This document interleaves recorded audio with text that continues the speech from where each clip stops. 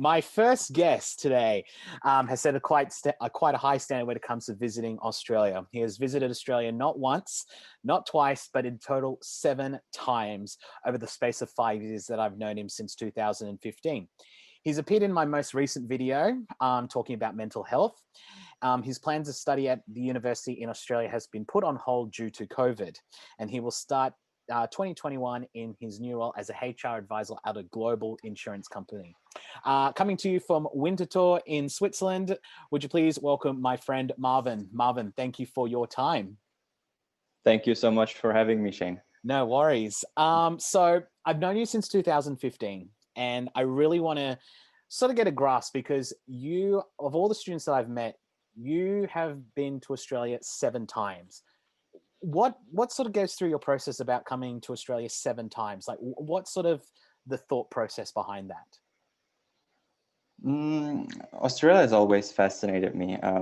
I think because I have family there, it was quite obvious for me to do a language stay in Australia. And I've never been there before 2015. So that was also one reason I decided to come. But when I come to Australia, I feel very myself. I really like the culture of the Australian people, the laid-back culture. And compared to Switzerland, it makes me go a bit slower when I'm there. So that's also probably one of the main reasons I always like to come back to Australia. Right. So before like your first visit to Australia, when you came in 2015, can you tell me what you were doing before coming to your first arrival in Australia? Like, what was sort of your situation, sort of your plans from there?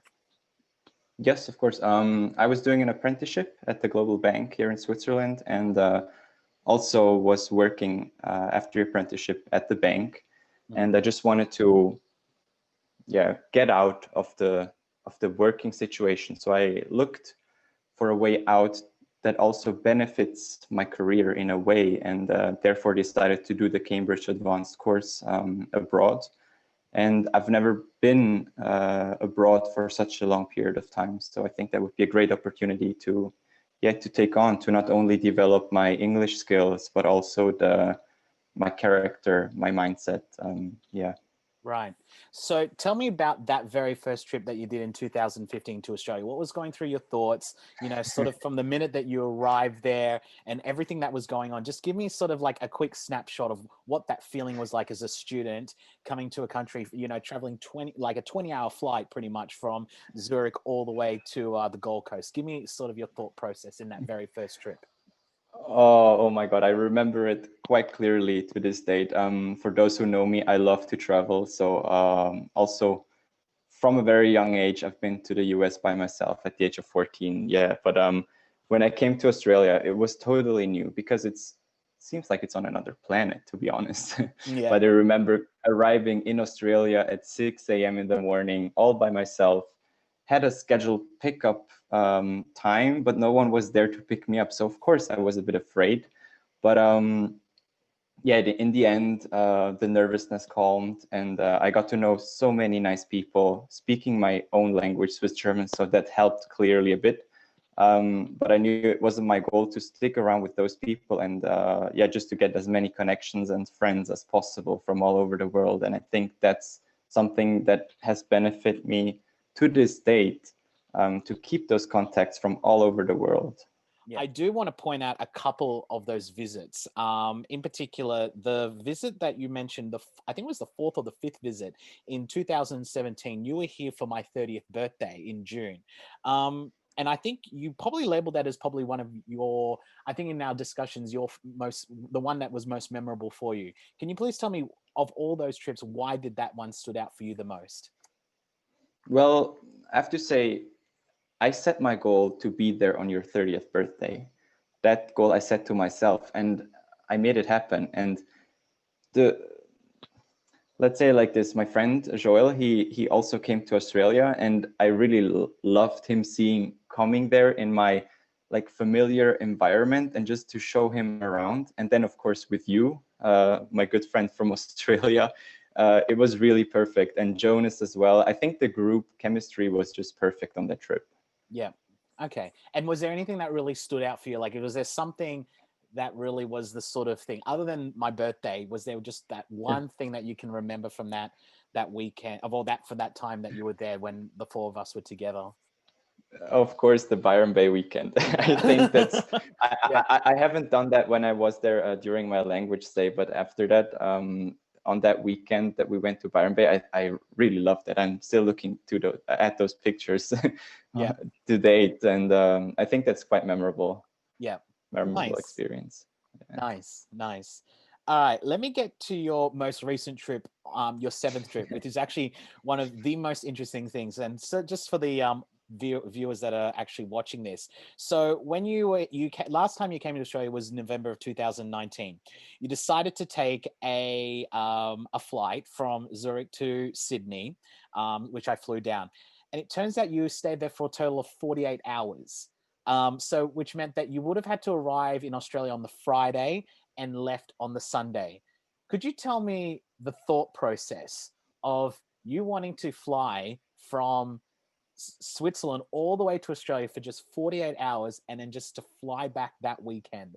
What was going through your head when you were making that decision? I just wanted to make the impossible possible, to be honest. For me, when I first got to, or came to Australia in 2015, it felt like such a long way from Switzerland. But after coming back for 6 times already, I knew that it was like, okay, I'm going there. I know what I'm getting myself into.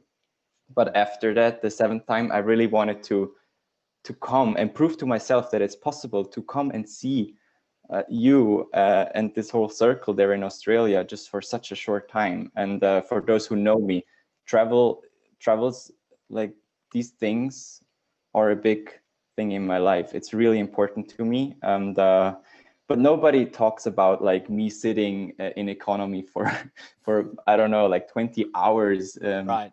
with the worst seat pitch. But I think it was all worth it coming there and spent that time with you guys. 21, like what is sort of like what you're hoping to sort of get done this year in order for all those hopes and dreams to continue going on beyond your beyond these years? I think the most important thing is not to get stuck in life. So with this job I'm doing, I'm still hoping to build up my experience in order to go somewhere further in life. Yeah. Yeah, always prepare for the next chapter in life. I think that's what keeps me going and keeps me motivated as well. Yeah. Okay, nice, nice. Could you tell me what would be your best advice for any, future international students that are wanting to come here to Australia? Like, what piece of advice that you could give to anybody, hopefully when our borders do open up, when they do come to Australia? What are some of the things that you would recommend? Comparing myself to then and now, I would say what has helped me a lot is to get in touch with those people. Don't stay in your comfort zone. Talk to those people, get to know other cultures, and yeah, practice your English. I mean, that's the whole point in the end of coming down to Australia or to that language school.